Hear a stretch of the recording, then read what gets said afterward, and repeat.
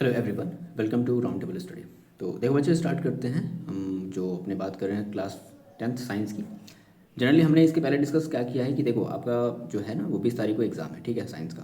तो हमें क्या करना है, हमें इसके रिगार्डिंग जो भी आपके सिलेबस है, मतलब फिजिक्स, केमिस्ट्री और बायोलॉजी को मिला करके हमें उन सारी चीज़ों को फिनिश करना है। तो इसमें हमने ये डिस्कस किया है कि आज मतलब आज जो 15 फेब है, तो इसमें हम लोग 2 चैप्टर फिनिश करेंगे, इलेक्ट्रिसिटी और मैग्नेटिक इफेक्ट ऑफ करेंट, है ना।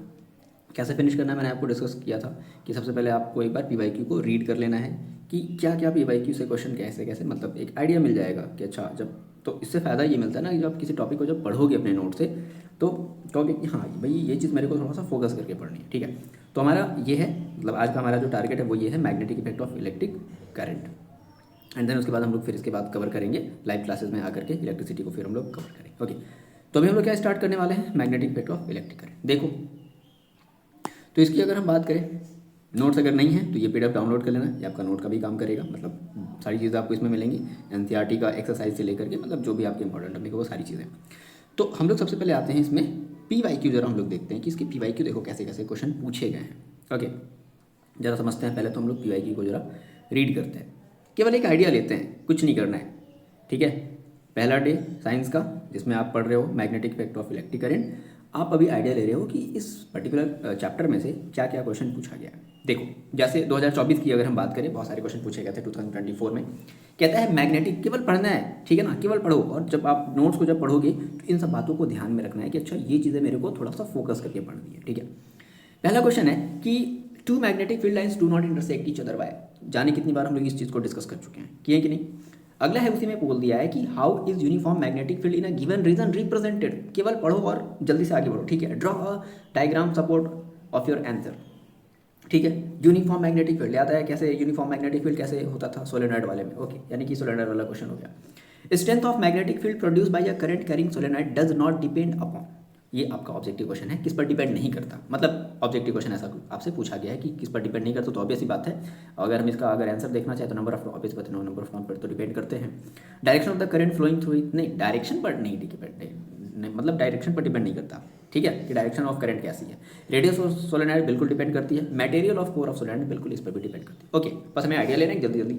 उसके बाद एक असर्शन रीजन क्वेश्चन आया है कि deflection of the compass needle placed near a current carrying wire decreases when the magnitude of an electric current wire in the decreases, ठीक है। मतलब कि आपको ये ध्यान रखना है कि जब आप एक कंपास नीडल को, कंपास नीडल का आप जब डिफ्लेक्शन कराओगे, ठीक है, तो वो कैसे डिफ्लेक्ट होता है। तो क्या कह रहे हैं कि current carrying wire decreases when the magnitude of electric current in the wire is increase. Obviously बात, ये तो गलत बोल रहे हैं ना, इंक्रीज कराएंगे तो डिफ्लेक्शन की क्या होगी, अमाउंट तो बढ़ जाएगी, तो कहीं जो कि जो करंट पर डिपेंड करती है, ठीक है ना। तो एक आइडिया लेकर के हम लोग आगे बढ़ रहे हैं, ठीक है।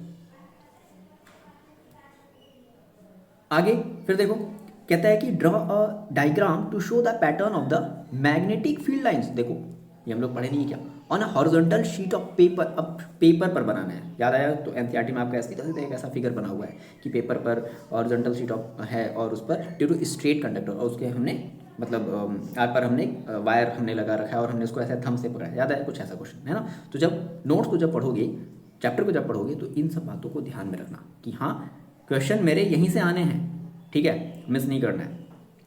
अगला है उसके बाद बताना भी है कि मार्क करो, मार्क ऑन इट। क्या क्या मार्क करना है, डायरेक्शन ऑफ करंट, ठीक है, सभी को पता है कि हमारी जो थंब होती है वो करंट की डायरेक्शन बताती है। करस्पॉन्डिंग मैग्नेटिक फील्ड, हमारी जो कर्ल होती है वो मैग्नेटिक फील्ड की डायरेक्शन बताती है ना। और state the right hand thumb rule, देखो फिर से क्या बोल दिया, राइट हैंड थंब रूल को स्टेट भी करना है, ठीक है भाई, कर लेंगे, ओके नो प्रॉब्लम। अगला है name a device use to magnetise a piece of magnetic material. भाई देखो, एक डिवाइस का नाम बताना है जो मैग्नेटिक मटेरियल को क्या करे, मैग्नेटाइज कर ले। या तो आपका वो हो सकता है बार मैग्नेट, या फिर आपका हो सकता है वो सोलेनॉइड, दोनों हो सकते हैं। ड्रॉ द लेवल diagram to show the arrangement use for the magnetisation of the cylinder made of iron. मतलब ये आपसे ये पूछ लिया सोलेनॉइड, यानी कि आपको सोलेनॉइड का फिगर बनाना है, सीधी सी बात। अगला है ये कुछ एक इस तरीके से, देखो क्वेश्चन आया था कि रेक्टेंगुलर लूप, ठीक है ना, if steady current is establish in the conductor as shown in the x y, तो मतलब ये आपका हो गया फोर्स वाले से रिलेटेड हो गया, ठीक है, कि क्या होगा। चलो हम लोग इसका भी डिस्कशन करेंगे। अगला है एक आइडिया लेना है पीवाईक्यू का, बहुत ज़्यादा एकदम फोकस नहीं हो जाना है, क्योंकि हमें आइडिया लेकर के हमें जल्दी से अपने कॉन्सेप्ट को फिर से समझने हैं, जो भी आप लोग भूल चुके हो उनको समझ करके फिर आप पीवाईक्यू को फिर सॉल्व करो। अभी केवल रीड कर रहे हैं हम लोग। Two statements are given one level, ठीक है, ये असर्शन रीजन दे दिया। देखो क्या कह रहा है कि magnetic field line never intersect each other, ये बात तो बिल्कुल सही बोल रहे हैं, ठीक है ना। तो सभी को पता है if they intersect then at point of intersection the compass needle would point towards the two direction which is not possible, ये भी सही बोल रहा है बिल्कुल, क्योंकि भाई अगर ऐसा होता है तो दो डायरेक्शन मिल जाती हैं, दो डायरेक्शन जो कि इम्पॉसिबल है, एक पॉइंट पर एक ही डायरेक्शन होती है, दो डायरेक्शन नहीं होती।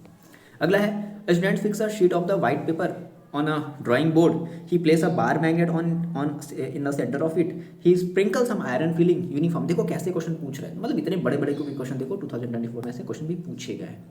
एक आइडिया आपको देना है, ये नहीं कि नहीं ठीक है मेरा magnetic effect of electric current है तो चलो बड़ा इजी से हो जाएगा, ऐसा नहीं है। काफ़ी देखो क्वेश्चन है, मतलब कहने का मतलब है कि टॉपिक से ही रिलेटेड पूछा, लेकिन देखो कितना घुमा दिया है। ओके, फिर आगे कहता है, क्या कहता है कि why do iron filling arrange in particular pattern, भाई क्यों क्यों पर्टिकुलर पैटर्न में अरेंज हो गया। ओके, आइडिया मिल रहा है कैसे लगना है। Why do iron filling arrange in the particular pattern, क्यों अरेंज हो जाते हैं, क्योंकि हमें पता है कि मैग्नेटिक फील्ड लाइन चलती है नॉर्थ टू साउथ, इसलिए तो ये सब सारी चीज़ें ऐसे हमें बतानी है। What does the crowding of the iron filling at the end of the magnet indicate, क्या इंडिकेट करता है कि यहाँ पर भाई स्ट्रेंथ ज़्यादा है, मतलब यही सब सारी बातें। ओके, आगे बढ़ते जल्दी से। अगला क्वेश्चन है the current carrying device which produces a magnetic field similar to that of the bar magnet is, मतलब आपको ये बताना है कि मतलब बार मैग्नेट के सिमिलर कौन है, तो अब इसी बात है कौन होगा, हमारा सोलेनॉइड होगा, सीधा सीधा इसका आंसर हो गया। यूनिफॉर्म मैग्नेटिक फील्ड दिया गया है, ये क्वेश्चन आप तभी कर पाओगे जब आपको फ्लेमिंग का लेफ्ट हैंड रूल पता होना चाहिए। तो हम लोग यानी कि अब हमें ये आइडिया मिला कि अच्छा अगर हमें इस क्वेश्चन को अगर सॉल्व करना है तो हमें फ्लेमिंग के लेफ्ट हैंड रूल को अच्छे से समझना पड़ेगा। ओके, अगला क्वेश्चन है what does happen when a bundle of the wire of the soft iron is placed inside the coil of the solenoid carrying a steady current, name the device. भाई ये तो आपका सोलेनॉइड हो गया, why it is so called, मतलब इसको हम लोग इलेक्ट्रोमैग्नेट, क्योंकि इलेक्ट्रिसिटी फ्लो कराने से मैग्नेटिक इफेक्ट आ जाती है, इस वजह से हम लोग इलेक्ट्रोमैग्नेट या सोलेनॉइड बोलते हैं। Draw the magnetic field line inside the current carrying solenoid, inside बनाना है, अंदर की तरफ बनाना है सोलेनॉइड के अंदर मैग्नेटिक फील्ड। तो हमें पता है सोलेनॉइड के अंदर मैग्नेटिक फील्ड कैसी होती है, स्ट्रेट होती है, ठीक है।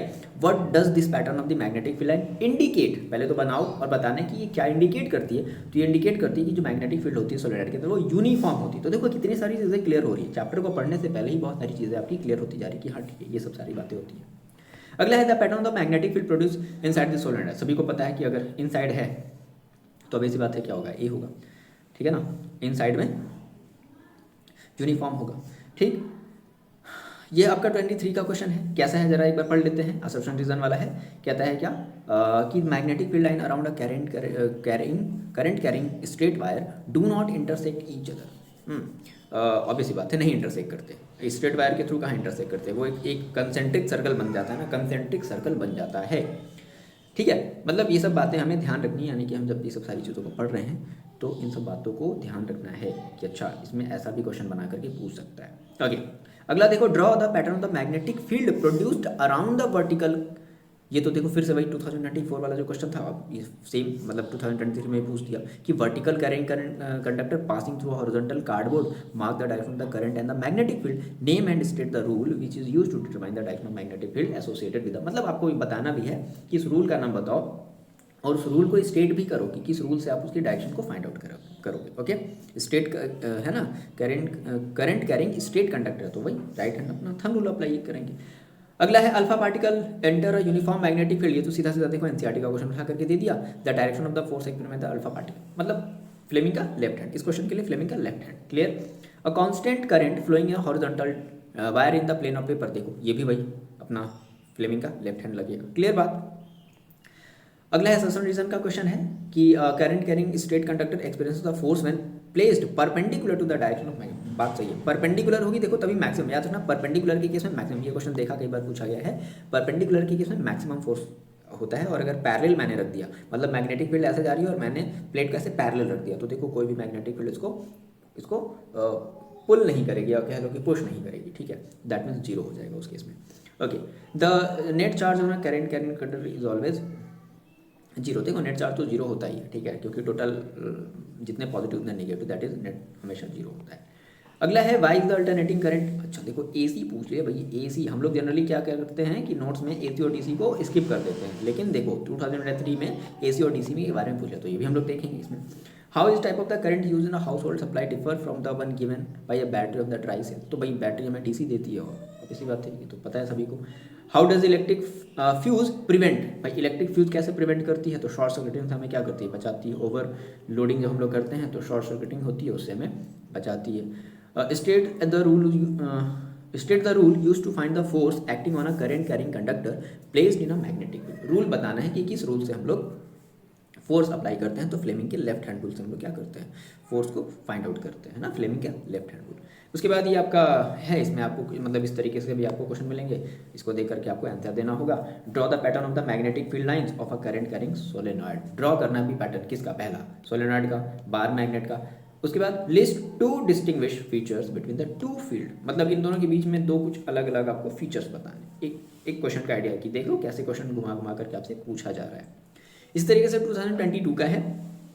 ओके, तो वीडियो को पॉज करो और केवल एक बार रीड कर लो। एक रीड करने से आपको एक आइडिया मिलेगा कि हाँ भाई मेरे को नोट्स को थोड़ा सा ध्यान से पढ़ना है, और नोट्स में जो चीज़ें बच गई तो वो चीज़ फिर कैसे कवर होगी। तो जब तक हम PYQ को नहीं लगाएंगे तब तक ये चीज़ें मेरी कवर नहीं हो सकती, इसलिए बात ध्यान रखनी है।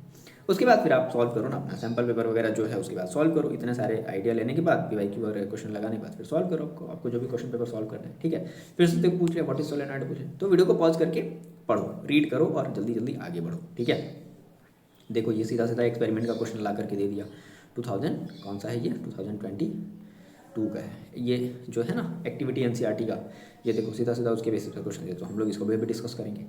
ओके, ये फिर 2021 का है। सेम देखो बार बार देखो क्वेश्चन फिर से वही देखो, फिर से रिपीट करने लगेगा। Why do magnetic field lines do not inter, देखो रिपीट किया कि नहीं किया, do not intersect each other, why बताना है क्यों नहीं इंटरसेक्ट करते। तो ऑब्वियस सी बात है, पता है कि एक पॉइंट पर दो डायरेक्शन हो जाएगी, इसलिए इंटरसेक्ट नहीं करती। ये सब सारी बातें। व्हाट इज एन इलेक्ट्रोमैग्नेट, देखो इलेक्ट्रोमैग्नेट भी दे दिया कि इलेक्ट्रोमैग्नेट क्या है, तो वही सोलेनॉइड ही है, ठीक है। उसके बाद ये आपका फिगर से रिलेटेड ऐसा कुछ क्वेश्चन है। ओके, तो एक आइडिया मिला बढ़िया सा आपको PYQ केवल रीड करने से ना, 10 मिनट के अंदर में एक आपको आइडिया मिल गया कि ठीक है भाई मेरे को इस चैप्टर को थोड़ा सा ध्यान से पढ़ना है, क्योंकि काफ़ी बना बना करके क्वेश्चन पूछे जा रहे हैं। ओके, बट बेसिक सा अपना कॉन्सेप्ट वही रहेगा, ठीक है। एक्स्ट्रा चीज़ों के लिए फिर हम लोग को PYQ वगैरह, हमने कहा ना कि हम लोग PYQ वगैरह क्यों लगाते हैं, क्वेश्चन का आइडिया लेने के लिए लगाते हैं कि अच्छा ठीक है भाई ऐसा भी क्वेश्चन आएगा, ऐसा घुमा करके आएगा, तो हमें अपना आंसर वही रखना है, बदलना नहीं है। ओके, स्टार्ट करते हैं अपने देखो चैप्टर को जल्दी से। देखो तो सबसे पहले हम लोग बात करते हैं स्टार्टिंग से, बहुत जल्दी जल्दी में हम लोग देखेंगे, क्योंकि ऑलरेडी यह सब आप लोग 2-3 बार पढ़ चुके हो। मैग्नेट सभी लोग जानते हो कि एक ऐसा सब्सटेंस है जो पर्टिकुलर जिसके पास दो प्रॉपर्टीज होती है, अट्रैक्टिव और डायरेक्टिव। मतलब वो किसी को अट्रैक्ट भी करता है और उसकी एक फिक्स डायरेक्शन भी होती है, ठीक है ना। इसका आप एग्जाम्पल याद रखोगे, मैग्नेटाइट जिसका फॉर्मूला होता है Fe3O4। ओके, मैग्नेटिज्म क्या है, तो एक कह लो कि एक प्रॉपर्टी जिसके थ्रू कोई पर्टिकुलर एक सब्सटेंस किसी छोटी छोटी आयरन की चीज़ों को अपनी तरफ अट्रैक्ट करता है, तो दैट इज कॉल्ड मैग्नेटिज्म। तो मैग्नेटिज्म एक प्रॉपर्टी है और मैग्नेट एक सब्सटेंस है, याद रखना, दो अलग अलग चीज़ें हैं। मैग्नेटिज्म प्रॉपर्टी और मैग्नेट इज अ सब्सटेंस। उसके बाद देखो बहुत सारे शेप्स एंड साइज में भी मैग्नेट पाए जाते हैं, जैसे कि हमारा पहला है बार मैग्नेट, ठीक है। यही तो हमारा इंपॉर्टेंट है, ज़्यादातर मतलब इस पूरे चैप्टर में बार मैग्नेट की ही बात होगी, ठीक है। उसके बाद होता है, तो हम लोग सबके बारे में तो नहीं, बार मैग्नेट होता है, फिर रिंग मैग्नेट, बस एक नाम याद रखो, डिस्क मैग्नेट होता है, नीडल, मैग्नेटिक नीडल, ये पहले हम लोग यूज़ करते थे डायरेक्शन वगैरह जो है ढूंढने के लिए, कि जब नाव से जब चला जाता था तो किस डायरेक्शन में क्या हमें जाना है, ये हमारा ये मैग्नेटिक नीडल बताता था। हॉर्स शू मैग्नेट है, ये और ज़्यादा स्ट्रॉन्ग होता है, ठीक है। इस तरीके से हमें बात करनी बार मैग्नेट की, क्योंकि बार मैग्नेट से रिलेटेड काफ़ी सारे क्वेश्चन पूछे गए हैं। तो क्या होता है, इट इज़ अ रेक्टेंगुलर, आपने देखा भी होगा, है ना। बार रेक्टेंगुलर बार के फॉर्म में होता है, यूनिफॉर्म क्रॉस सेक्शन, हर जगह इसका एरिया सेम होता है, which can attract pieces of iron, ठीक है, जैसे कि स्टील कोबाल्ट, सब चीज़ों को ये अट्रैक्ट करता है। अब देखो ये बार मैग्नेट है, तो बार मैग्नेट का ये आपको ये बनाना पड़ेगा। हो सकता है ऐसे, ये देखो क्वेश्चन पूछा था कि ड्रॉ द वो जो आपका है मैग्नेटिक फील्ड लाइन बनाओ बार मैग्नेट का, तो नॉर्थ से साउथ की तरफ बनाओगे, ध्यान रखने वाली बात है, नॉर्थ से साउथ की तरफ, है ना। मैग्नेट के बाहर जो होगा, जो मैग्नेटिक फील्ड लाइन होगी वो नॉर्थ के साउथ की तरफ चलेगी। उसके बाद देखो दो पोल्स होते हैं, किसी भी मैग्नेट में दो पोल्स होते हैं, एक हमारा होता है नॉर्थ पोल और एक होता है साउथ पोल। तो अगर हम किसी भी मैग्नेट को अगर हम लटकाएं फ्रीली, अगर सस्पेंड कर दे, धागे से लटका करके छोड़ दें, तो उसका एक पोल ऑटोमेटिकली नॉर्थ की तरफ चल जाता है और एक पोल ऑटोमेटिकली साउथ की तरफ चल जाता है, ठीक है। तो इस बेसिस पर हम लोग यूज़ करते थे इसको एज अ मतलब वो रास्ते ढूंढने के लिए पहले इसमें। अच्छा, ये सब सारी चीज़ें हैं। तो the pole near the end pointing toward north, अगर जो पोल नॉर्थ की तरफ है तो उसे बोल देंगे नॉर्थ पोल, और जो पोल साउथ की तरफ है उसे बोल देंगे साउथ पोल, ठीक है। इस तरीके से हम लोग पहले उस पर लिख लेते थे कि अच्छा देखो ये नॉर्थ ये साउथ है। उसके बाद एक और प्रॉपर्टीज होती है क्या, कि लाइक पोल मतलब एक जैसे पोल, जैसे कि नॉर्थ और नॉर्थ हो गया, ठीक है, साउथ और साउथ हो गया, तो ये इनको बोलेंगे लाइक पोल। तो ये एक दूसरे को रिपेल करते हैं, क्योंकि जब इनको पास लाओगे तो ये एक दूसरे से दूर भागेंगे, that is like pole repel each other. और जो अनलाइक पोल होते हैं, यानी कि जो एक दूसरे के जस्ट अपोजिट, जैसे कि एक नॉर्थ है और एक साउथ है, तो एक दूसरे को आपस में अट्रैक्ट करेंगे, that is unlike pole attract each other. Clear? अच्छा, अब यहाँ से देखो हमारा टर्म आता है मैग्नेटिक फील्ड। मैग्नेटिक फील्ड क्या है ना, कि एक रीजन है, एक स्पेस है अराउंड द मैग्नेट। तो मैग्नेट के चारों तरफ का जो भी स्पेस है, जो भी रीजन है, उस रीजन को हम लोग बोलते हैं मैग्नेटिक फील्ड। तो इसका सीधा सा डेफिनेशन देखो, डेफिनेशन में मैंने आसानी सा लिखा है कि एक space around the magnet in which another magnet experiences its effect. ठीक है, मतलब कोई दूसरा मैग्नेट इसके इफेक्ट को फील कर सके, तो that is called magnetic field. ठीक है, अब याद रखना कि मैग्नेटिक फील्ड हमारी एक वेक्टर क्वांटिटी है। क्यों? क्योंकि इसमें मैग्नीट्यूड भी होती है और इसमें डायरेक्शन भी होती है। भाई तभी तो आया ना राइट हैंड थंब रूल, तभी तो आया ना लेफ्ट हैंड फ्लेमिंग का लेफ्ट हैंड रूल, ये सब क्यों आया? क्योंकि मैग्नेट क्या है, मैग्नेटिक जो फील्ड होती है, जैसे हमारा फोर्स क्या होता है, एक वेक्टर क्वांटिटी होती है, मतलब उसमें मैग्नीट्यूड का मतलब होता है एनी नंबर, कोई भी एक नंबर अगर आप ले लो तो दैट इज कॉल्ड मैग्नीट्यूड। ठीक है, और वेक्टर का मतलब क्या होता है कि जिसमें कुछ डायरेक्शन, मतलब डायरेक्शन का मतलब कुछ हो, नॉर्थ ईस्ट वेस्ट समथिंग इस तरीके से। ठीक है, इसलिए हम लोग इसको वेक्टर क्वांटिटी कहते हैं। अच्छा, अब एक और हमारा टर्म आता है, इंपॉर्टेंट है, what are the magnetic field lines. तो देखो मैग्नेटिक फील्ड लाइंस क्या है, पहली बात कि मैग्नेटिक फील्ड लाइंस एक इमेजिनरी लाइन है, ये हमने इमेजिन किया है, जो मैग्नेट के नॉर्थ पोल से निकल करके साउथ पोल की तरफ चलती है। ओके, तो क्या बताओगे कि यह मैग्नेटिक लाइन, या जिसको हम लोग लाइन ऑफ फोर्स भी बोलते हैं, ध्यान रखना, लाइन ऑफ फोर्स या मैग्नेटिक लाइन ऑफ फोर्स या मैग्नेटिक लाइन एक ही बात है। तो magnetic line of force is a line straight और कर्व, दो तरीके से हो सकती है, स्ट्रेट भी हो सकती है, बात याद रखो, स्ट्रेट भी हो सकती है, स्ट्रेट भी हो सकती है और कर्व भी हो सकती है, in the magnetic field to which at any points give the direction of the magnetic field at, मतलब ये बताता है कि जैसे मान लो मैग्नेटिक फील्ड लाइन जनरली क्या बताते हैं, वो डायरेक्शन बताते हैं। ठीक है, कि जो एक तरीके से कहने का मतलब कि जो मैग्नेट है वो, अगर हम एक दूसरे मैग्नेट को अगर एक के पास लाएं तो वो किस डायरेक्शन में अट्रैक्ट या रिपेल होगी। ठीक है, अब इसकी कुछ प्रॉपर्टीज है, ये तो आपका मोस्ट इंपॉर्टेंट हेडिंग हो गया कि what are the properties of magnetic field lines. देखो ज़्यादा नहीं, 4-5 प्रॉपर्टी याद रखते हैं, जिसमें से एक प्रॉपर्टी तो आपको बार बार एग्जाम में पूछा गया है। पहला कहता है, प्रॉपर्टी नंबर फर्स्ट है कि magnetic field lines is directed from north pole to south pole. ये बात सभी को पता है, ऑलमोस्ट सभी बच्चों को पता है कि नॉर्थ पोल से साउथ, तो ये आपकी पहली प्रॉपर्टी हुई। दूसरी property, magnetic field line is closed end continuous curve, हमेशा ये क्लोज होते हैं, मतलब नॉर्थ से निकले साउथ की तरफ तो क्लोज बना ना, कहीं भी बीच में खाली हुआ क्या? नहीं, ऐसा नहीं कि बीच में खाली होता हुआ भागेगा, नहीं, क्लोज कॉन्टिन्यूअस कर्व होते हैं। Please remember this point, close and continuous curve होते हैं।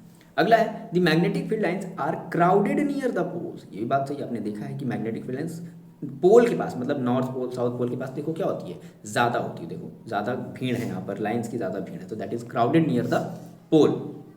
अगला पॉइंट है, crowded near the pole where the magnetic field is strong, और यहीं पर हमारा मैग्नेटिक फील्ड क्या होता है, ज़्यादा स्ट्रॉन्ग होता है।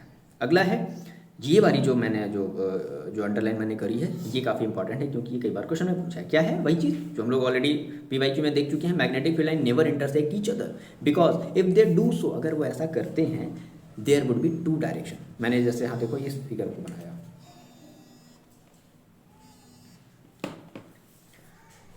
मैंने जैसे इस फिगर को बनाया कि ये हमारी दो मैग्नेटिक फील्ड लाइंस हैं, एक देखो ये वाली मैग्नेटिक फील्ड लाइंस और एक ये वाली मैग्नेटिक फील्ड लाइंस। ठीक है, अब ये दोनों क्या कर रही हैं, ये दोनों क्योंकि ये दोनों एक दूसरे को क्रॉस करी, तो इस क्रॉस करने से क्या हुआ, ओके ठीक है, तो ये रीज़न रहेगा कि मैग्नेटिक फील्ड लाइंस आपस में इंटरसेक्ट नहीं करती, क्योंकि जहाँ पर इंटरसेक्ट करेंगे वहाँ पर दो टेंजेंट हो जाएंगे। टेंजेंट का मतलब होता है एक ऐसी लाइन जो किसी कर्व लाइन को टच होकर के जाए, दैट इज कॉल्ड टेंजेंट। ठीक है, पढ़े होगे आप लोग मैथ वाले चैप्टर में। ओके, तो देखो कुछ आपके ये आपके पीवाईक्यू नहीं, ये आपके इनटेक्स्ट क्वेश्चन है। क्या कह रहा है कि why does compass needle get deflected when brought near a bar magnet. क्यों डिफ्लेक्ट हो जाता है जब हम किसी बार मैग्नेट के नज़दीक, compass needle get deflected when brought near a bar magnet. देखो तो जो कंपास निडल ना वो ऑलरेडी मैग्नेट से मिल करके बना होता है। ठीक है, अब आप उसको बार मैग्नेट के नज़दीक ला रहे हो, तो बार मैग्नेट के अगर नज़दीक लाओगे तो क्या होगा, जब एक मैग्नेटिक फील्ड जब दूसरे मैग्नेटिक मतलब दो मैग्नेटिक फील्ड जब आपस में जब मिलेंगी तो क्या होगा, उस जो आपका जो मैग्नेटिक नीडल है वो क्या करने लगेगा, उसके ऊपर फोर्स लगने लगेगा, जिसकी वजह से वो डिफ्लेक्ट करेगा। तो when a compass needle is brought near a bar magnet it's magnetic field line interact, जो मैग्नेटिक फील्ड लाइन है दोनों की वो इंटरैक्ट होती हैं और इसकी वजह से फोर्स लगता है, जिसकी वजह से बाहर मैग्नेट डिफ्लेक्ट करने लगता है। ठीक है, क्यों ये बात जरूरी है कि वो खुद स्मॉल मैग्नेट से मिल करके बना होता है, ये बात ही बताना है, अदरवाइज फिर वैलिड आंसर आपका नहीं माना जाएगा। ओके, आगे बढ़ते देखो अगली हमारी हेडिंग है मोस्ट इंपॉर्टेंट हेडिंग। यहाँ से देखो आपकी स्टार्ट होती है कि magnetic field due to a current carrying conductor. ठीक है, अब देखो कंडक्टर में भी हम लोग कई तरीके के कंडक्टर पढ़ेंगे। पहले हम लोग बात करेंगे स्ट्रेट की, फिर बात करेंगे सर्कल की मतलब कर्व की, फिर बात करेंगे हम लोग सोलेनॉइड वाले की बात करेंगे। तो अभी हम लोग बात कर रहे हैं मैग्नेटिक फील्ड ड्यू टू एक नॉर्मल। तो ये देखा गया, मतलब ऑर्स्टेड ने इसको सबसे पहले डिस्कवर किया था कि अगर आप किसी भी जैसे कोई भी आपके पास अगर एक इलेक्ट्रिक वायर है, उसमें आप करंट फ्लो करा रहे हो, तो करंट के फ्लो होने की वजह से उस वायर के चारों तरफ एक मैग्नेटिज्म यानी कि एक मैग्नेटिक फील्ड क्रिएट हो जाता है। इस चीज़ को सबसे पहले ऑब्जर्व किया था ऑर्स्टेड ने, 1820 की बात है। ओके, तो इसने वही दिखाया कि देखो magnetic field magnetic effect of electric current, he found that the compass needle is placed near a current carrying wire.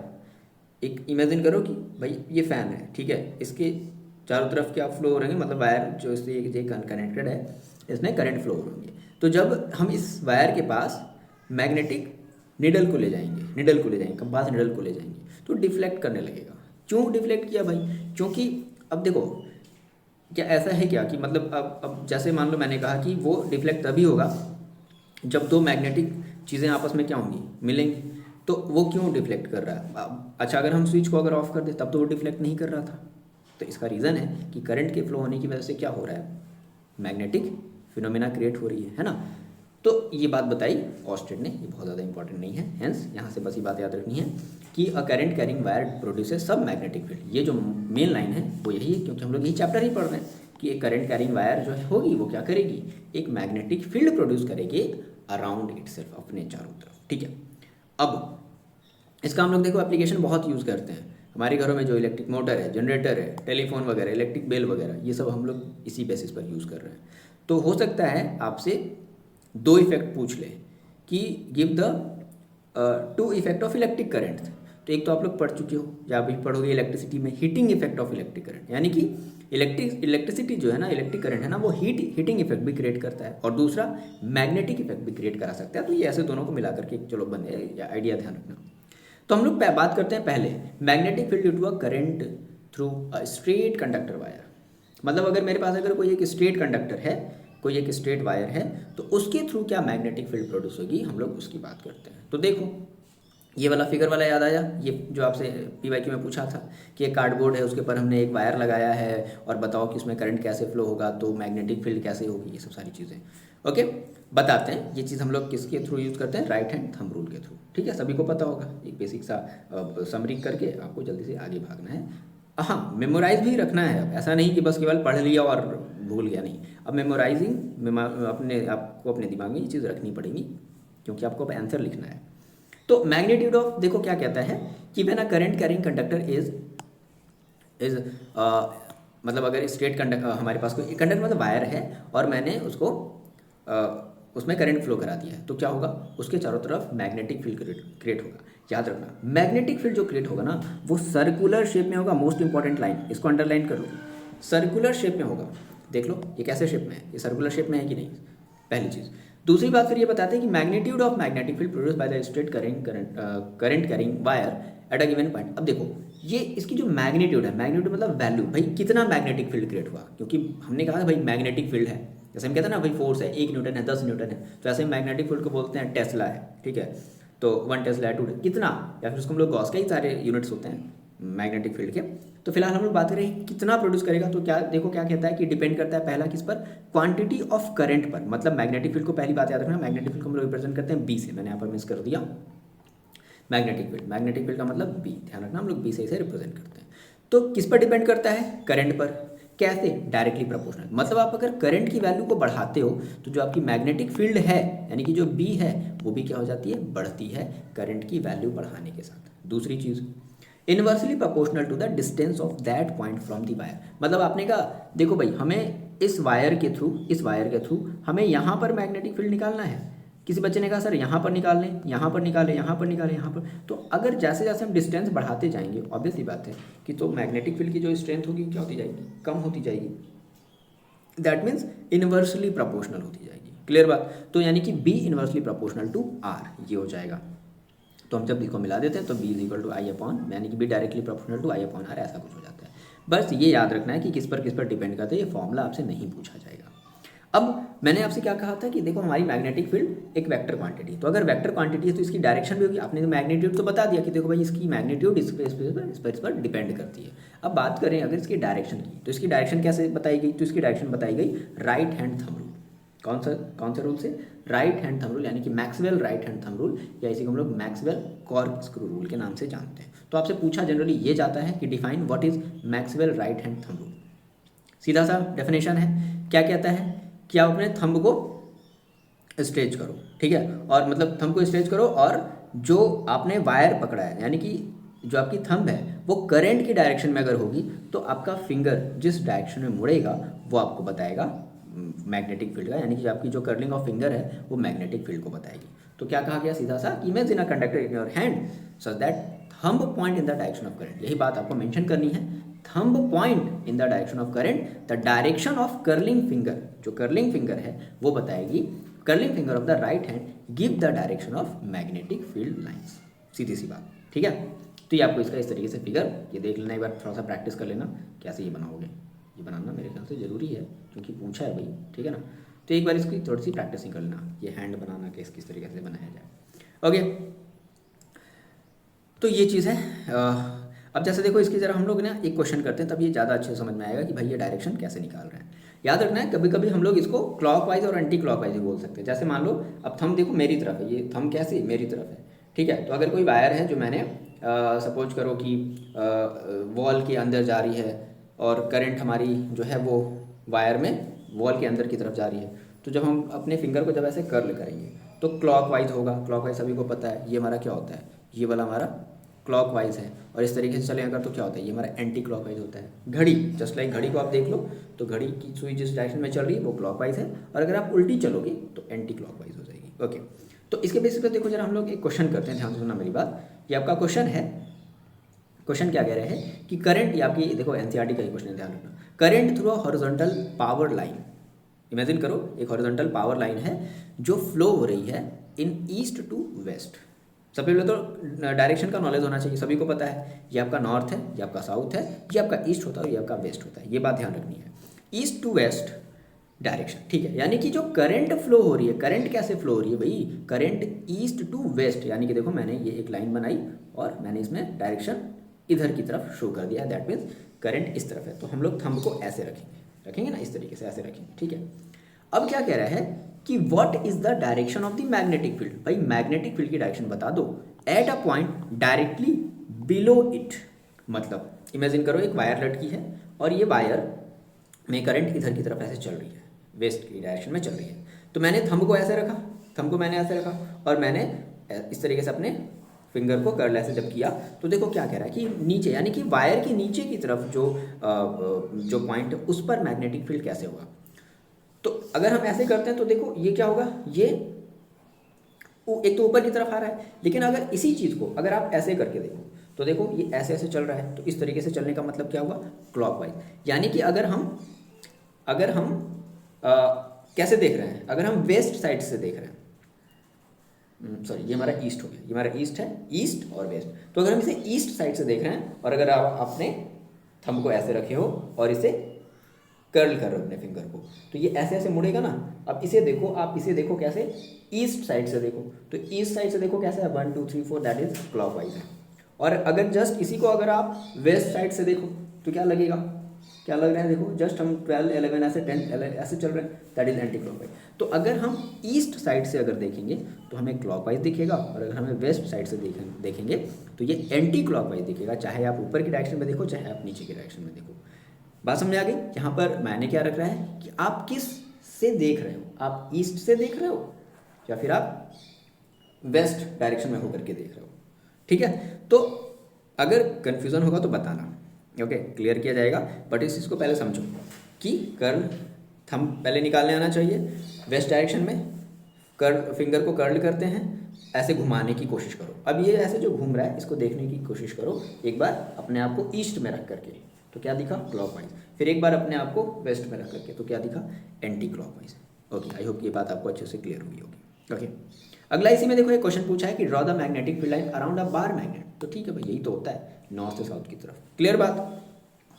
List the properties of the magnetic field lines, बता देंगे, बता चुके हैं। Why don't two magnetic field line intersect each other, क्यों नहीं intersect करते, already हम लोग डिस्कस कर चुके हैं। क्लियर हो रही इतनी सारी बातें। चलो अगले टॉपिक की तरफ बढ़ते हैं।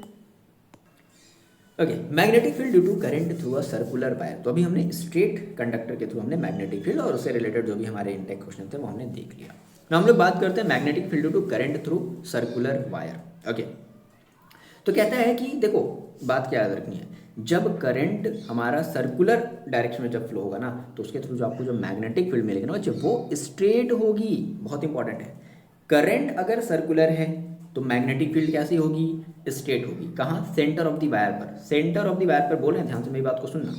अब सर जरा कैसी, ये बात समझ में नहीं आ रही सर, स्ट्रेट कैसे हो जाएगी, जरा देखो। अब ये आपके PYQ में पूछा गया है, प्लीज़ इसको अच्छे से कंप्लीट करना। ये PYQ में पूछा गया क्वेश्चन था, याद आ रहा है। देखो, तो मान लेते मेरे पास एक कार्डबोर्ड है और मैंने एक वायर, ये हमारी वायर है, ये क्या है, ये वायर है। इस तरीके से मैंने कार्डबोर्ड के अंदर ऐसे छेद करके मैंने वायर ऐसे लगा दिया। ठीक है, ये बात समझ में आती है। अब मैंने इसमें बैटरी लगाई और मैंने मान लिया कि चलो हमारी बैटरी का ये पॉजिटिव है और ये बैटरी का निगेटिव है, तो पॉजिटिव की तरफ से हमारा करंट फ्लो होगा और ऐसे करंट देखो ये करंट की डायरेक्शन को दिखा रहा है। ठीक है, अब देखो जब करंट की डायरेक्शन को दिखा रहा है तो जो आप राइट हैंड थंब रूल लगाओगे, जैसे मान लो इस वाले के लिए आप लगा रहे हो राइट हैंड थंब रूल, तो थंब को ऐसे रखोगे ना, थंब को ऐसे रखो तो देखो कैसे मुड़ रहा है, ये देखो ऐसे ऐसे मुड़ रहा है ना। ऐसे मुड़ने का मतलब क्या हो गया, मतलब ये जो सर्किल आपकी जो दिख रही है वो इस तरीके से। तो ऐसे बहुत सारी कंसेंट्रिक सर्कल बनती है। हमें पता है कि एक वायर, एक स्ट्रेट अगर वायर होती है तो उसके चारों तरफ बहुत सारे कंसेंट्रिक सर्कल बनते हैं। इसी तरीके से जब ये करंट जब इस वाले वायर में आएगा तो अब ये नीचे की तरफ जा रहा है, तो हम थंब को ऐसे रखेंगे, तो फिर देखो ऐसे मोड़ रहे हैं, तो देखो जो हमारी कर्लिंग ऑफ फिंगर वो देखो किस तरीके से, इस तरीके से जा रही है। ठीक है, ये हमारी क्लॉकवाइज है, इधर हमारी एंटी क्लॉकवाइज है कि नहीं है।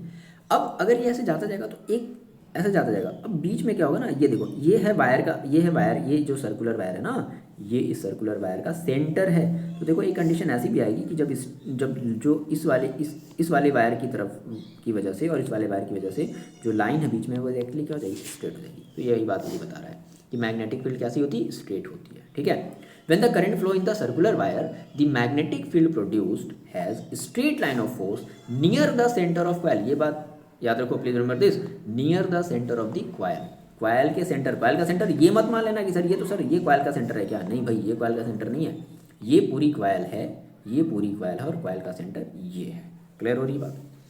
तो आप चाहो तो ये भी बना सकते हो, या फिर आपके NCERT में ये वाला फिगर बनाना चाहो तो ये भी बना सकते हो। ये आपका वायर है और ये इस वायर के थ्रू क्या दिखा रहा है, मैग्नेटिक फील्ड की लाइंस दिखा रहा है। ओके, बात समझ आ रही है।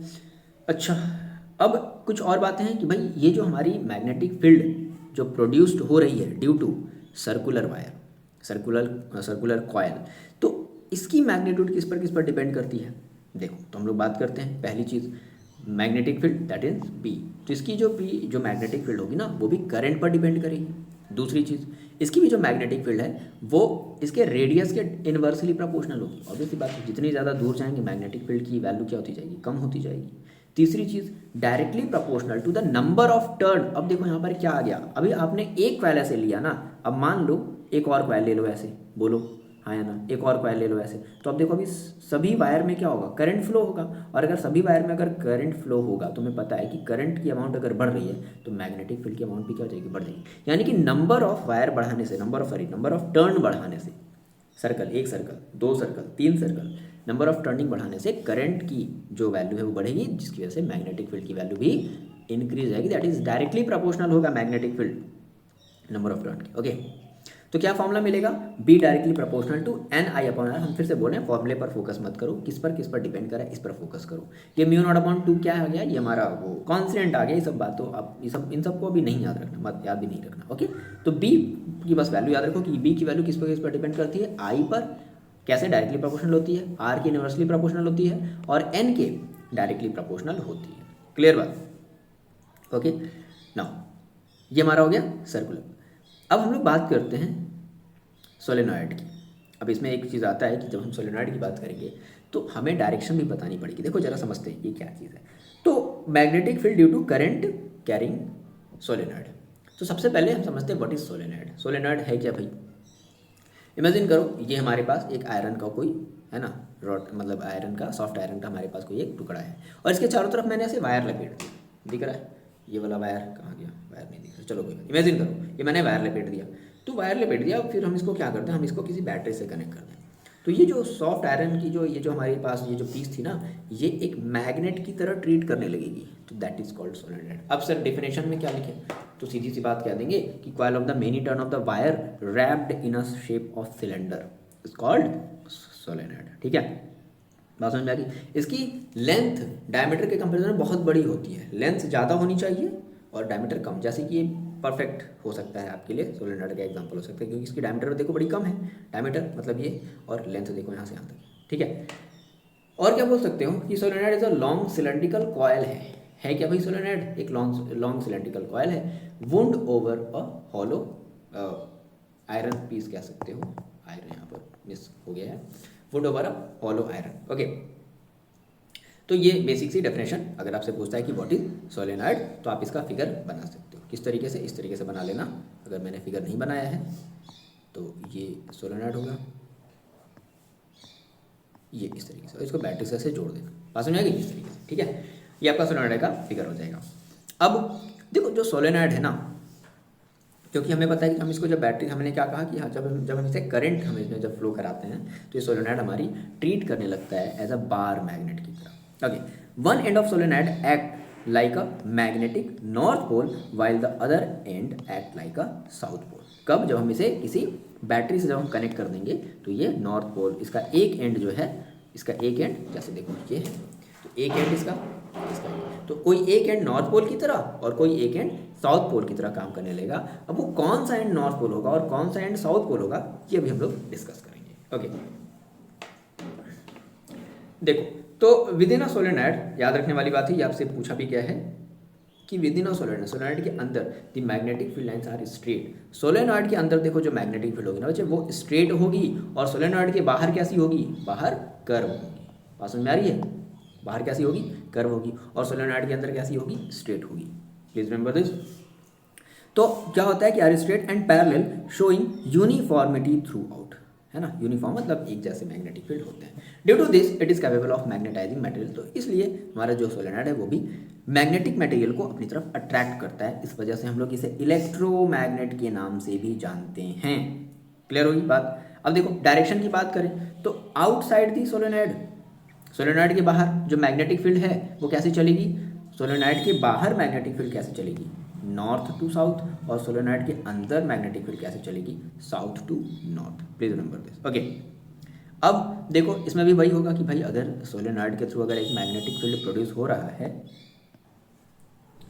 ओके, तो मैग्नेटिक फील्ड की बात करें इनसाइड द सोलेनॉइड क्या होता है? डायरेक्टली प्रोपोर्शनल टू करंट होता है, that is B directly proportional to I, और directly proportional to number of turn, that is B directly proportional to N. Okay, first and second मतलब जितने number of, जैसे देखो नंबर ऑफ टर्न का मतलब क्या हुआ? जैसे मान लो ये आपने वायर से लपेटा है, तो आपने एक टर्न बनाया, दो टर्न बनाया, तीन टर्न बनाया, चार टर्न, पाँच टर्न, छः टर्न, है ना, सात टर्न, टर्न नहीं, आठ टर्न, नौ टर्न, इस तरीके से।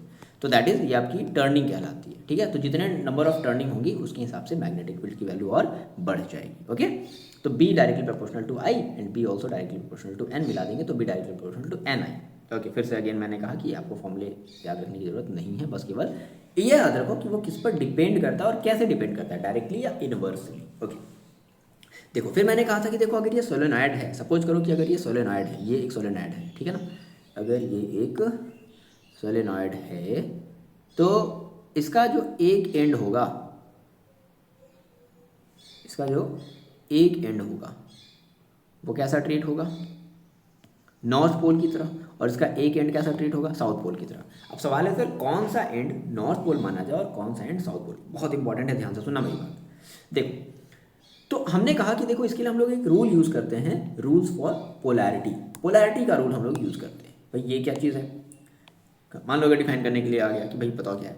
देखो आपने देखा, जैसे आपने देखा कि चलो ठीक है, देखो ये मान लो एक, अगर ये एक सोलेनॉइड है तो इसका ये एक एंड है, ये एक एंड है, ये एक दूसरा एंड है। अब आप इसमें देख रहे हो कि इसमें करंट, आप जैसे मान लो अगर इस वाले एंड को देख रहे हो और इसमें आपने देखा कि देखो भाई इसमें जो करंट थी ना वो तो क्लॉकवाइज थी। इस एंड को आपने देखा, मेरी बात सुनना, इस एंड को देखा और आपने कहा सर ये वाली जो एंड है ना ये तो क्लॉकवाइज, इसमें करंट कैसे जा रही है, इसमें करंट तो क्लॉकवाइज जा रही है। तो अगर इसमें करंट अगर क्लॉकवाइज जा रही है तो ये हमारी जो ये वाली जो पोल होगी इसको हम लोग बोलेंगे साउथ पोल। तो क्या कहता है कि at any and the current in the coil is the clockwise, तो अगर क्लॉकवाइज होती है the face of the coil, यानी कि वो वाली फेस, यानी कि ये वाली जो फेस है, ये वाली जो फेस है, ये जो फेस है, ये face towards the observer, observer मतलब हम, towards the observer is called, is known as, is behave as south pole. जैसे कि समझने के लिए मैंने ऐसे बना लिया, ये एस करंट इस डायरेक्शन में, इस डायरेक्शन में, तो देखो है ना ये कैसा है, ये करंट क्लॉकवाइज है कि नहीं है। ओके, जस्ट इसका उल्टा कर लो, यानी कि वो फेस तुमने देखा कि सर इसमें तो करंट हमारी एंटी क्लॉक है, ऐसे चल रही है, इस तरीके से चल रही है, एंटी क्लॉक चल रही है। क्लॉक एंटी क्लॉक का पहले कॉन्सेप्ट क्लियर रखना, ठीक है। एंटी क्लॉक चल रही तो कहेंगे भाई ये हमारी जो है वो हमारी क्या हो जाएगी, हमारी नॉर्थ पोल हो जाएगी। क्लियर बात। अब जरा समझो मेरी बात को, अब जरा आ जाओ इस वाले फिगर में, इस वाले जरा फिगर को देखो, मैंने बैटरी यहाँ लगाया है, मैंने बैटरी यहाँ लगाया है और मैंने करंट देखो ऐसे फ्लो कराया। तो देखो ये वायर ऊपर से आया है, फिर ये इस डायरेक्शन में ये फिर अंदर से गया ना इस तरीके से, फिर ये अंदर से गया इस तरीके से, यानी कि करंट देखो मेरी बात को जरा सुनना, करंट की बात कर रहे हैं, ऐसे ऐसे अपनी उंगली को करो और करंट कैसे, मतलब पहले इधर देन ऊपर, बात समझ आएगी नहीं आएगी, तो ऐसे चलाओ तो ये क्या हुआ, यानी कि आप जब इस तरफ से देख रहे हो तो ये आपका कि ये कैसा है, ये आपका क्लॉकवाइज है कि नहीं, यानी कि जिस फेस पर आपको करंट की डायरेक्शन क्लॉकवाइज दिखेगी उस फेस को आप क्या मानोगे, साउथ पोल, यानी कि ये वाली जो पोल हो जाएगी बच्चे वो कौन सी पोल हो जाएगी, ये साउथ पोल हो जाएगी। क्लियर होगी बात। अब ऑब्वियस सी बात है जो दूसरा वाला फेस है, अगर आप इसको ऐसे घुमा रहे हो, ठीक है ना, ऐसे घुमा रहे हो और ऐसे घुमाते घुमाते इसको इधर से देखो, दिख रहा है, ऐसे घुमाते घुमाते ये आप इसे इधर से देखो तो क्या दिख रहा है, ये आपको दिख रहा होगा कैसे, वन इधर से ये चल रहा है ना, दैट इज इधर से चल रहा है, ये क्या हो गया आपका, उल्टा हो गया, सही मैंने उल्टा ही घुमा दिया, ठीक है। मतलब ऐसे समझ लो कि अगर एक एंड अगर साउथ पोल हो गई तो दूसरी वाली एंड ऑब्वियसली बात है नॉर्थ पोल होगी। क्लियर बात। चाहे आप जिस भी एंड से देखो ना, करंट की डायरेक्शन देखनी कि करंट की डायरेक्शन पर्टिकुलर किस पोल में कैसे है। अगर अगर वो क्लॉकवाइज में है तो कहेंगे दैट इज ये वाली जो पोल है वो साउथ पोल है, और ये साउथ पोल होगी तो जस्ट जो दूसरी वाली जो सरफेस है, जो दूसरा वाला जो एंड है वो आपका नॉर्थ पोल हो जाएगा। क्लियर हो रही बात। तो इसमें कन्फ्यूजन मत करना कि सर कैसे करते हैं, कैसे पता करते हैं। हम फिर से बोल रहे हैं, यहाँ पर जो चीज़ है इसमें, इस वाले में जो करंट है वो पहले इधर से आया है बाहर, फिर अंदर, फिर ऊपर गया है ना, बाहर फिर अंदर, इस तरीके से। तो ये क्या बनता है, ये आपका क्लॉकवाइज बनता है, तो आप इस सरफेस से देख रहे हो दैट इज साउथ पोल, बाकी दूसरा वाला सरफेस आपका कैसा हो जाएगा, नॉर्थ पोल हो जाएगा। तो इस तरीके से हम लोग निकालते हैं। क्लियर है बात ना, ओके, ध्यान रखना। अब देखो एक आपका क्वेश्चन है, कहता है कि कंसिडर करो, इनटेक क्वेश्चन है आपका, क्या कहता है कि कंसिडर करो एक आपके पास circular loop of wire laying in the plane of the table, let the current pass through the loop. देखो हम लोग ये ऑलरेडी पढ़ चुके हैं, बोलो ऐसा क्वेश्चन पढ़े कि नहीं पढ़े। लूप क्लॉकवाइज, क्या कह रहा है, क्लॉकवाइज में करंट जा रहा है भाई, तो क्लॉकवाइज में आपको ये बनाना है, ये बना हुआ नहीं रहेगा, ध्यान रखना मेरी बात, ये बना हुआ नहीं रहेगा, ये आपको बनाना पड़ेगा। तो करंट देखो जा रहा है क्लॉकवाइज में, दिख रहा है ये करंट कैसे जा रहा है क्लॉकवाइज में, ऐसे ऐसे ही, तो इसी को तो बोलते हैं ना क्लॉकवाइज। क्या कहता है, applying the right hand rule to find out the direction of the magnetic field inside and outside the loop. ठीक है भाई, इस वायर के अंदर दैट इज इनसाइड, ये वाला पोर्शन, और ये बाहर आउटसाइड। तो देखो अगर हम थंब को ऐसे रखते हैं और इनसाइड वाले पे अगर हम अपने कर्ल वाले फिंगर को अगर रखें, इमेजिन करो आपने थंब को यहाँ पर रखा, यहाँ पर रखा आपने थंब को, फिर आपने अपने फिंगर को नीचे किया, इनसाइड किया ना, तो इनसाइड में आपका थंब किधर जा रहा है, टेबल के देखो नीचे जा रहा है, तो इनसाइड द टेबल, यानी कि इनसाइड लूप में आपका जो मैग्नेटिक फील्ड है वो कैसे होगा, इनसाइड द टेबल। फिर बाहर आओ, फिर यहाँ पर जब आओगे तो ये पोर्शन आप बाहर चले गए, तो बाहर वाले पोर्शन में मैग्नेटिक फील्ड कैसे है, ऊपर की तरफ है। तो देखो एरो का निशान भी बना है, ऊपर की तरफ है। ये फिगर आपको बनाना पड़ेगा, बना हुआ नहीं रहेगा, ठीक है, ध्यान रखना। ओके, बात समझ में आ गई। अगला क्वेश्चन है, the magnetic field in a given region is uniform, draw a diagram to represent it. कह रहा है कि एक मैग्नेटिक फील्ड है एक रीजन में जो कि यूनिफॉर्म है, यूनिफॉर्म का मतलब एक जैसा है, तो एक जैसा, अच्छा एक जैसा रीजन कहाँ मिलता है भाई, तो ये तो मिलता है हमारे सोलेनॉइड में, तो हमें सोलेनॉइड का फिगर बनाना पड़ेगा, सीधी सी बात। क्लियर बात। देखो सेम वही, इस तरफ देखो प्लस रखा है, ध्यान रखना ये गलती मत करना, अगर आप इधर प्लस रख रहे हो तो इधर साउथ कर लेना, प्लीज़ रिमेंबर दिस। अगर मान लो वो सब नहीं कर पा रहे हो कि ठीक है सर पोलैरिटी मेरे को समझ में नहीं आई, कोई बात नहीं, जिधर आपने प्लस रखा है उधर आप साउथ कर लो, ओके, है ना ये चीज़। ऐसा कोई रूल नहीं है, ओके। यहाँ पर वायर ये आई है, यानी कि ये इस तरीके से चल रही है, बाहर से अंदर की तरफ, ठीक है, ओके। तो फिर ये आपको, ठीक है, ये आपको नहीं देखना पड़ेगा, आपको वो देखना पड़ेगा लूप कैसा है, क्लॉकवाइज है कि एंटी क्लॉकवाइज है, दैट मीन्स ये नॉर्थ है और ये आपका साउथ है। क्लियर बात है? कोई कन्फ्यूजन है तो प्लीज़ कमेंट करना, बताना कि सर मेरे को अभी भी ये चीज़ क्लियर नहीं हुई है। डिस्कस करेंगे, 2-3 क्वेश्चन और लेकर के डिस्कस कर लिया जाएगा, आज ही खत्म करना है इसे। अगला देखो, force on a current carrying conductor in a magnetic field. भाई अब ये क्या आ गया, अब हमारे पास क्या, वो याद आया आपका वो एक्टिविटी जो था एनसीईआरटी में, और फिर इसके रिगार्डिंग क्वेश्चन भी सीधा सीधा पूछ लिया था, ये वही वाली क्वेश्चन है ना। तो कह रहा है कि अगर देखो इस हेडिंग का पहले मतलब समझो, आपके पास एक कंडक्टर है, इमेजिन करो ये आपके पास एक कंडक्टर, हमने क्या किया सर, इस कंडक्टर को क्या करते हैं, फांसी लगा दी मैंने, इसको ऐसे तार से बांध दिया है, और तार भी क्या, तार का मैंने एक एंड रख दिया है निगेटिव, और तार का मैंने एक एंड मतलब ऐसे सपोर्ट करके रख दिया है पॉजिटिव, और मैंने इसमें करंट फ्लो करा दी, तो करंट देखो पॉजिटिव से नेगेटिव की तरफ चलती है। अच्छा इतना तो ठीक था, अब ये तो था, तो अब जैसे ये हम ऐसे करेंगे तो इसमें ये क्या बिहेव करेगी, एज अ सोलेनॉइड की तरह बिहेव करेगी ना, तो इसमें एक मैग्नेटिक फील्ड क्रिएट हो जाएगी। अब इसके पास हम एक दूसरी मैग्नेट ले जा रहे हैं, और देखो ये कौन सी मैग्नेट है, ये हॉर्सशू मैग्नेट है। हॉर्सशू मैग्नेट क्या होता है कि हॉर्सशू मैग्नेट यहाँ पर मतलब इसके सेंटर पर है ना, जो मैग्नेटिक फील्ड होता है वो और ज़्यादा स्ट्रॉन्ग हो जाता है, क्योंकि यहाँ साउथ है यहाँ नॉर्थ है, यहाँ साउथ है यहाँ नॉर्थ है, तो उसकी वजह से यहाँ पर इस वाले रीजन में मैग्नेटिक फील्ड और स्ट्रॉन्ग हो जाती है। तो ये देखा गया कि जब हम यहाँ पर एक मैग्नेटिक फील्ड रखें और जब हमने करंट पास कराई तो ये डिफ्लेक्ट होने लगा, ये भागने लगा, ये इससे हो सकता है कि इससे दूर भागने लगे, इसके पास आने लगे। क्यों? तो यानी कि क्या हमें कंक्लूजन क्या मिला कि जब हम किसी करंट कैरिंग कंडक्टर को किसी मैग्नेटिक फील्ड में रखते हैं, क्योंकि ये जो है ना आपकी ये जो हॉर्सशू मैग्नेट है ना, ये क्या क्रिएट करेगी, ये मैग्नेटिक फील्ड क्रिएट करी होगी कि नहीं करेगी, ऐसी इस तरीके से। तो हम जब इसको किसी मैग्नेटिक फील्ड में रखते हैं तो उस करंट कैरिंग कंडक्टर के ऊपर, ये कंडक्टर है, ये बार मैग्नेट मत समझ लेना इसे, ये कंडक्टर है, तो कंडक्टर के ऊपर एक फोर्स एक्ट होने लगता है। क्या होने लगता है बच्चे? फोर्स एक्ट होने लगता है, ठीक है। और ध्यान रखना ये फोर्स मैक्सिमम होगा जब हमारी कंडक्टर और मैग्नेटिक फील्ड एक दूसरे के परपेंडिकुलर होंगे।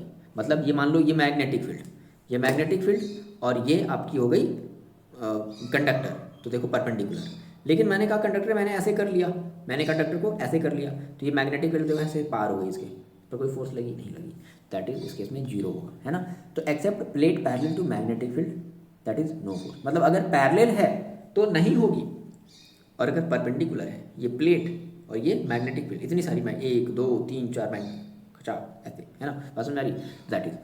तो ये वही कह रहा है कि हमारी जो प्लेट है, ये जो रॉड है वो क्या करने लगी, मूव करने लगी, है ना। और फिर ये देखा गया कि जब हमने करंट की डायरेक्शन हमने जब बदल दी, करंट की डायरेक्शन जब मैंने बदल दी, तो ये देखा गया कि हमारा जो मूवमेंट है वो भी बदल गया, है ना। करंट के ऊपर जो फोर्स लगने लगा वो भी क्या हुआ, वो भी जस्ट बदल गया। तो पूछा ही जाता कि भाई बताओ ये किस पर डिपेंड कर रहा है, तो जो फोर्स है वो आई पर डिपेंड कर रहा है, जो फोर्स है अभी देखो पूछा भी क्या था, वो एल पर मतलब कंडक्टर की लेंथ पर डिपेंड कर रहा है, और जो फोर्स है वो मैग्नेटिक फील्ड पर डिपेंड कर रहा है। कहीं भी मतलब करंट की डायरेक्शन पर डिपेंड नहीं कर रहा, हाँ करंट की अमाउंट पर डिपेंड कर रहा है कि भाई देखो 1 एम्पियर 2 एम्पियर 3 एम्पियर उस हिसाब से फोर्स बढ़ेगी, लेकिन करंट की डायरेक्शन पर डिपेंड नहीं कर रहा है, ठीक है ना, बात समझ आ गई ना। तो ये क्वेश्चन भी आपसे देखो पूछा था, ये आपका PYQ में था, ध्यान रखना है, ठीक है। अब हमने फोर्स निकाले, तो हमें पता है भाई कि फोर्स क्या है, फोर्स हमारी एक वेक्टर क्वांटिटी है। फोर्स कैसी क्वांटिटी भाई, फोर्स वेक्टर क्वांटिटी। तो अगर फोर्स वेक्टर क्वांटिटी है तो मैग्नीट्यूड भी होगा, ठीक है, जिसको हम लोग बोलते हैं 1 न्यूटन 2 न्यूटन, और साथ में साथ डायरेक्शन भी होगा। तो भाई हम इस फोर्स की डायरेक्शन निकालें, तो इस फोर्स की डायरेक्शन निकालने के लिए आए फ्लेमिंग, और फ्लेमिंग ने दिया आपने लेफ्ट हैंड का रूल। मेरी बात समझ आ रही है? फ्लेमिंग ने क्या दिया, फ्लेमिंग कहा भाई मेरा लेफ्ट हैंड यूज कर लो, क्या निकालने के लिए, कंडक्टर के ऊपर फोर्स की डायरेक्शन निकालने के लिए। अब तीन बहुत इंपॉर्टेंट चीज़ लिखनी है, अगर आपके पास पेन है तो इस थंब के ऊपर लिख दो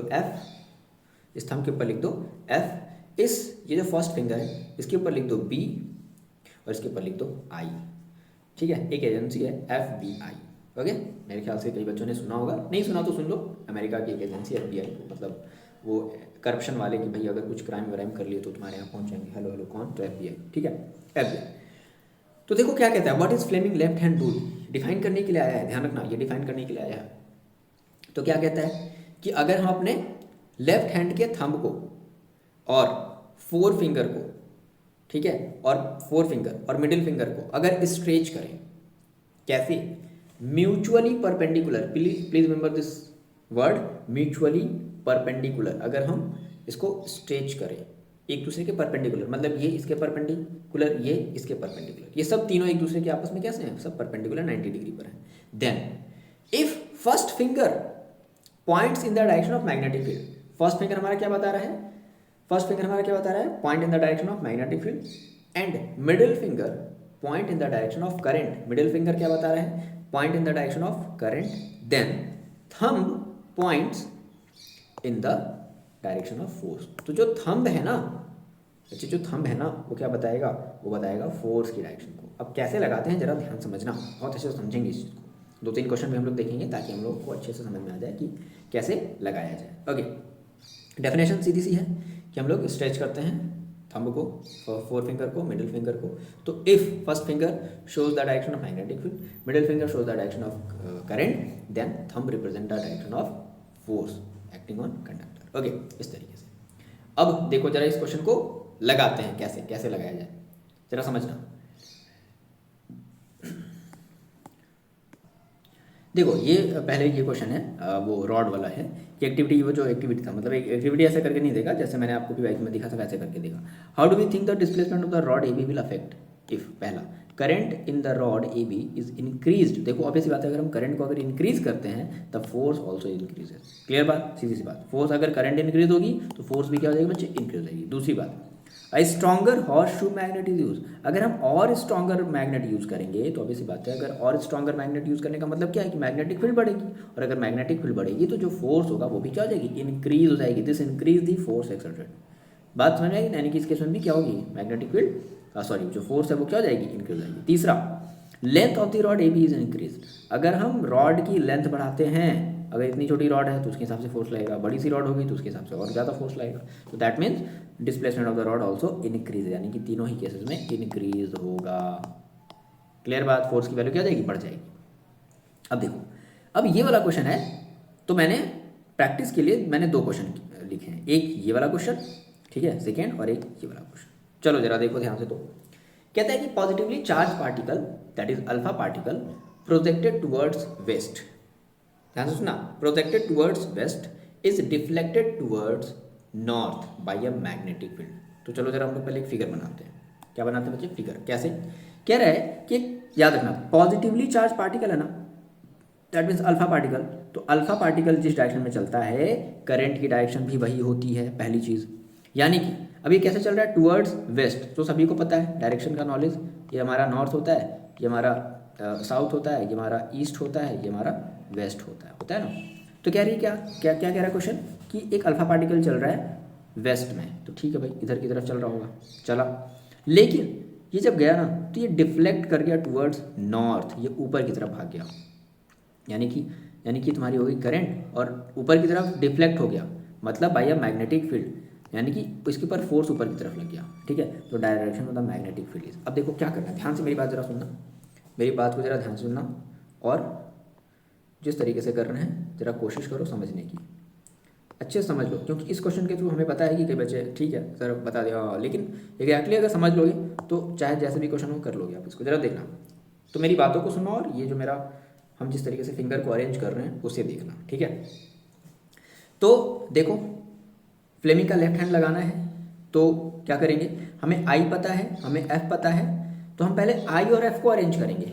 आई बोले तो ये जिस पर आपने आई लिखा है मिडिल फिंगर, और एफ बोले तो थंब, हम इन दोनों को अरेंज करेंगे, हम थंब को और मिडिल फिंगर को अरेंज करेंगे। ये वाला जो फर्स्ट फिंगर है ये ऑटोमेटिकली अरेंज हो जाएगा, मेरी बात सुनो ध्यान से, ये वाला फिंगर ऑटोमेटिकली अरेंज होगा अगर आप इसे और इस थंब को अरेंज कर दिए तो। चलो देखो, तो आई इधर है ना, आई हमारा इधर वेस्ट डायरेक्शन में है, तो वेस्ट डायरेक्शन देखना जरा इस फिंगर को देखो, ठीक है, मेरे को मत देखो, इस फिंगर को देखो, ये वेस्ट डायरेक्शन, तो मान लो मैंने कहा भाई ये वेस्ट, मैंने इधर की तरफ बनाया है ना, इधर की तरफ बनाया है, तो ये हमारा हो गया ऐसे, देखो वेस्ट डायरेक्शन। फिंगर को, इस वाले फिंगर को वेस्ट डायरेक्शन में रखा है मैंने, ठीक है। लेकिन हमारा जो थंब है वो देखो किधर की तरफ होना चाहिए, वो हमारा होना चाहिए ऊपर की डायरेक्शन में, अपवर्ड डायरेक्शन में होना चाहिए। तो अगर हम थंब को अपवर्ड डायरेक्शन में करते हैं, ओके, अपवर्ड बोले तो कैसे, मतलब एक मिनट देखो, थंब को हम नॉर्थ डायरेक्शन में करते हैं ना, ये कहाँ जाता है, एक मिनट, डिफ्लेक्टेड वर्ड्स नॉर्थ, ठीक है। तो आपका ये नॉर्थ है, तो थंब को आपको कैसे रखना है, नॉर्थ डायरेक्शन में रखना है। तो ऐसे जब आप रखोगे तो देखो ये जो आपकी मैग्नेटिक फील्ड वाली जो उंगली है, यानी कि जो फर्स्ट फिंगर, ये देखो किधर चला जा रहा है, ये जा रहा है ऊपर की डायरेक्शन में, ये नॉर्थ, वो डायरेक्शन मत, अपने घर का डायरेक्शन मत देखो। बच्चों को कन्फ्यूज़न क्या होता है ना, कि बच्चे अपने घर का डायरेक्शन लेने लगते हैं कि अच्छा सर इधर तो ईस्ट है, इधर हमारा वेस्ट है, इधर हमारा, तो ये नहीं करना है, ठीक है। कहाँ करना है ये चीज़ें, ये आपको अपनी कॉपी पर बनानी है, ये आपको बनाना है, ठीक है। ये आपको बनाना है नॉर्थ, ये आपको बनाना है साउथ, ये आपको बनाना है ईस्ट, ये आपको बनाना है वेस्ट, ठीक है। अब देखो करंट जा रहा है वेस्ट डायरेक्शन में, करंट वेस्ट, तो इस करंट को यानी कि मिडिल फिंगर को ऐसे रखो इस तरफ, ये वेस्ट आपका इस तरफ है ना, आपकी आपने अपनी कॉपी में किधर बनाया, इस तरफ बनाया ना, तो इस तरफ रखो, ठीक है। और थंब किधर रखो, नॉर्थ की तरफ। नॉर्थ किधर है, नॉर्थ इधर की तरफ है ना, नॉर्थ आपने कैसे बनाया, इधर की तरफ बनाया ना, मतलब इस मोबाइल के पीछे कह लो इस तरह। तो आपका देखो ऑटोमेटिकली फर्स्ट फिंगर कहाँ जा रहा है, ऊपर की तरफ जा रहा है। बात समझ आ गई, that means upward direction. Clear बात, समझ में आई बात, कुछ क्लियर हुआ या नहीं बताओ, अभी भी अगर कन्फ्यूजन है तो कमेंट करो प्लीज़, बताओ मेरे को। चलो अगर बात क्लियर हो गई तो वीडियो को पॉज करके इस वाले क्वेश्चन का आंसर दो, ये वाला जो क्वेश्चन है। चलो वीडियो को पॉज करके जल्दी से आंसर दो। कर लिया, अब मैच करना आपने कौन सा ऑप्शन लगाया है, जरा देखो सुनो। कह रहा है कि uniform magnetic field exist in the plane of the paper as shown in the diagram in this field. अच्छा magnetic field, uniform magnetic field, देखो ये आपकी यूनिफॉर्म मैग्नेटिक फील्ड है, ठीक है, इस तरीके से चल रही है, ओके। उसके बाद एक इलेक्ट्रॉन एक पॉजिट्रॉन मतलब proton enters as shown in, तो एक इलेक्ट्रॉन ऊपर से नीचे की तरफ और एक प्रोटॉन, मैंने आपको कहा है कि जिस डायरेक्शन में हमारा प्रोटॉन चलता है यानी कि पॉजिटिव चार्ज चलता है, उसी डायरेक्शन में करंट, यानी कि आई की वैल्यू में पता चल गई कि आई हमारा नॉर्थ डायरेक्शन में है। आई किधर बच्चे, नॉर्थ डायरेक्शन में है। तो प्रोटॉन का आई मतलब नॉर्थ, तो इलेक्ट्रॉन का आई भी कैसा होगा, ये भी तो इसी डायरेक्शन में होगा ना, इसका भी आई इसी डायरेक्शन में होगा, ठीक है, यानी कि दोनों सेम डायरेक्शन में। अब यानी कि जो आंसर इसका होगा भाई, आंसर इसका भी होगा, इतनी बात तो क्लियर हो गई।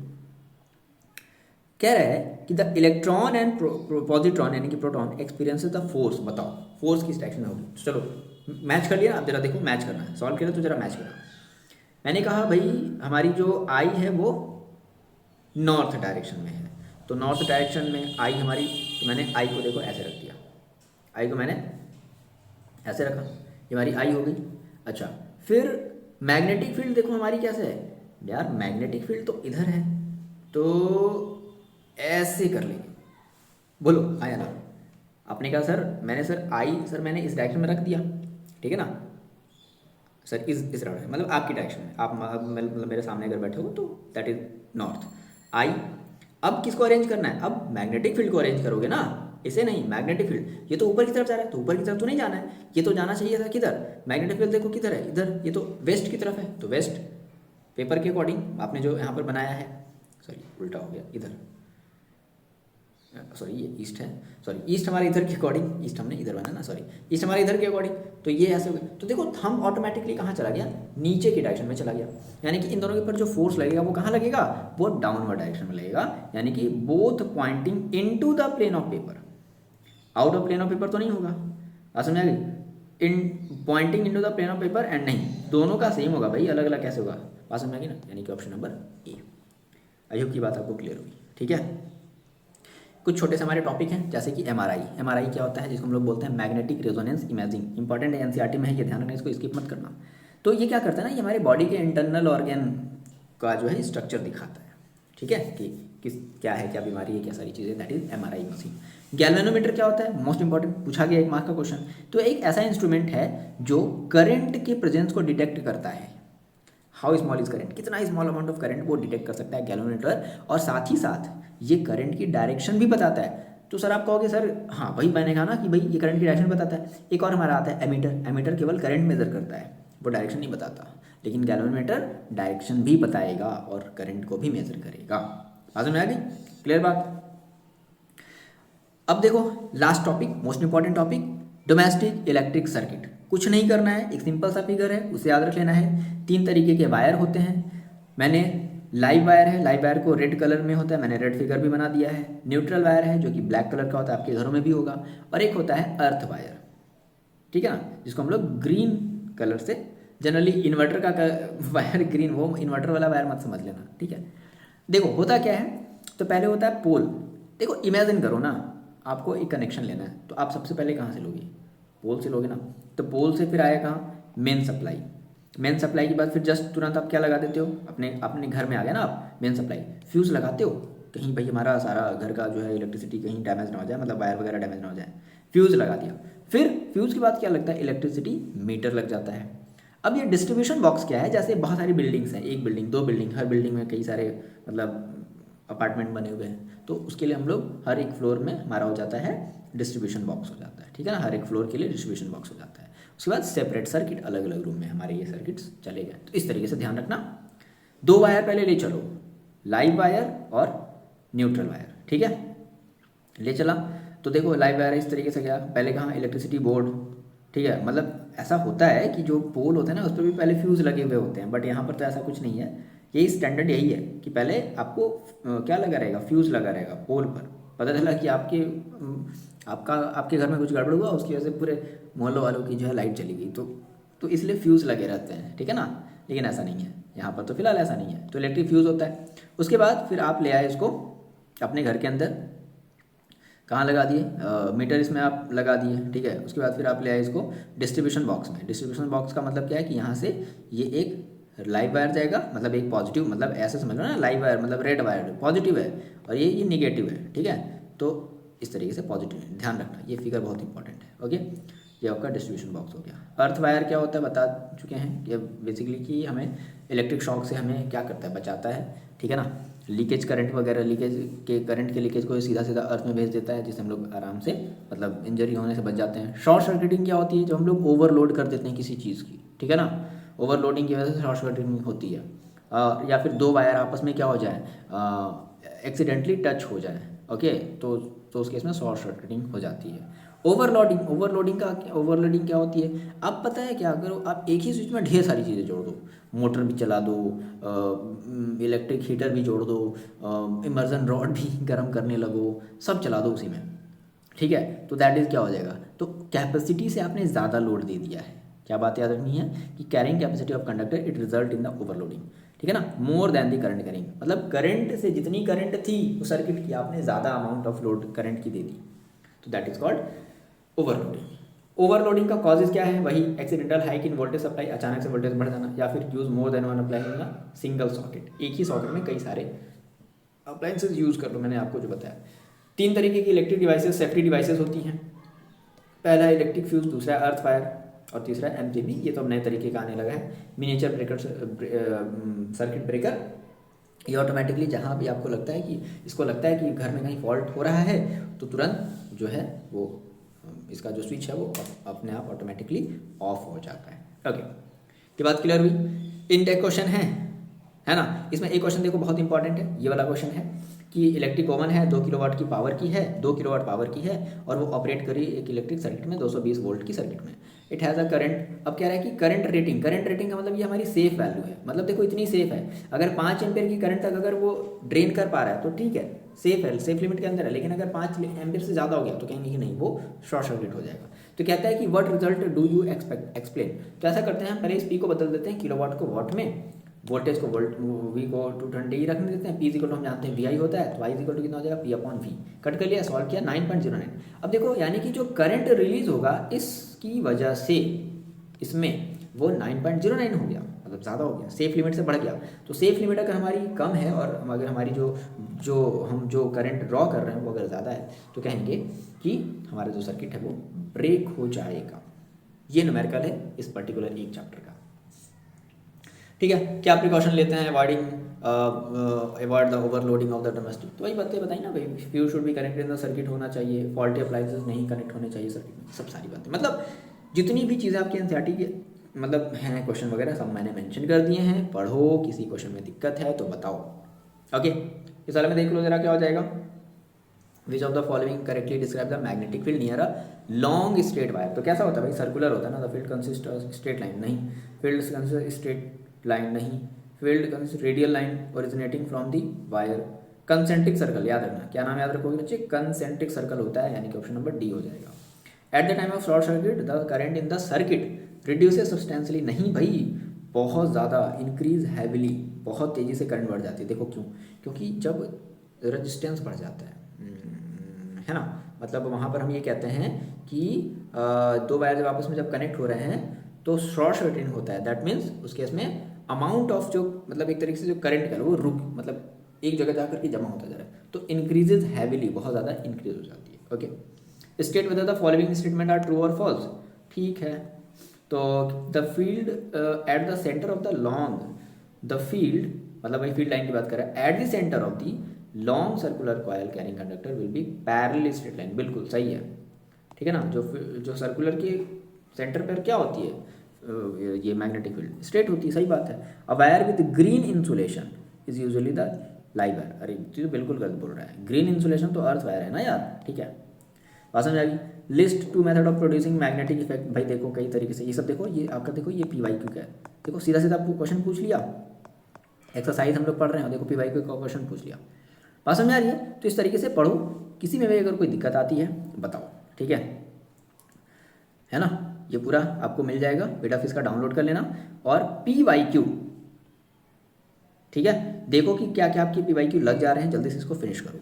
नेक्स्ट हम लोग स्टार्ट करेंगे अपना वो जो इलेक्ट्रिसिटी है, इलेक्ट्रिसिटी में मैंने पहले ही लगभग 2023 तक के PYQ अपलोड कर दिए हैं, तो प्लीज़ उनको जाकर के देखो, चैप्टर को पढ़ने के बाद अगर पढ़े हो तो अच्छी बात है, नहीं पढ़े तो फिर से पढ़ो, और PYQ को जरूर लगाओ, और प्लस उनके NCERT की एक्सरसाइज को भी जरूर लगाओ, ठीक है। अभी हम लोग देखो लाइव भी करते हैं, जल्दी से फिनिश करना है, ये 2 चैप्टर हमें आज के समय में फिनिश कर लेना है। ओके, आई होप की बात आपको समझ में आ रही है, ठीक है। हमारे ये 2 चैप्टर टारगेट आज का है, ये ख़त्म होना ही होना है कैसे भी करके, ठीक है, ताकि कल हम लोग अपना फिर से जो 4 चैप्टर का टारगेट है उसको कंप्लीट करें, नहीं तो फिर बहुत दिक्कत होगी, याद रखना, प्रॉब्लम बढ़ने वाली है, इसलिए जितना टारगेट है उसको कंप्लीट करते हैं। चलो मिलते हैं नेक्स्ट वीडियो में, इसको जल्दी से कंप्लीट करो, PDF आपको मिल जाएगा, पढ़ो और अच्छे से क्लियर करो, फाइनल रिवीजन है, जम करके मेहनत करो, ठीक है ना, मतलब बचना नहीं है कि नहीं सर अभी थोड़ा सा ये रेस्ट कर लेते हैं, वो कर लेते हैं, वो ऐसा कुछ नहीं करना है।